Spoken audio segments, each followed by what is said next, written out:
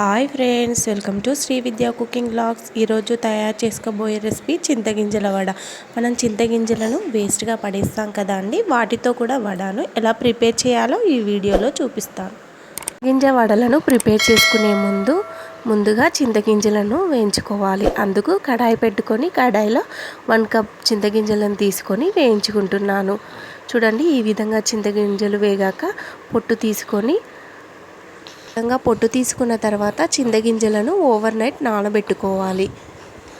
ఇక్కడ 1 cup చింతగింజలకి 1/2 cup మినపప్పును కూడా నానబెట్టుకుంటున్నాను.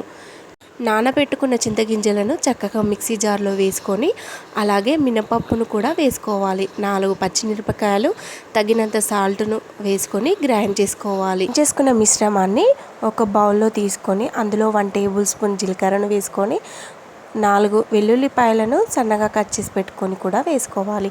అలాగే కొద్దిగా కరివేపాకును వేసుకొని కలుపుకోవాలి. వడల డీప్ ఫ్రై కోసం నేను స్టవ్ మీద ప్యాన్ పెట్టుకొని డీప్ ఫ్రైకి సరిపడా ఆయిల్ను పోసుకోవాలి. ఇలా వడలను నేను చూపించిన విధంగా వడలను ప్రిపేర్ చేసుకొని ఆయిల్లో వేసుకొని డీప్ ఫ్రై చేసుకోవాలి.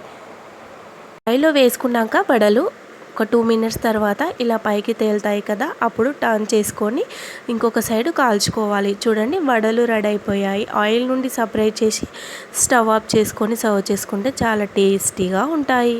గింజలు మోకాల నొప్పికి చాలా మంచివి కదా. ఇలా చింతగింజలతో వడలను ప్రిపేర్ చేసుకుంటే ఇష్టంగా తినొచ్చు.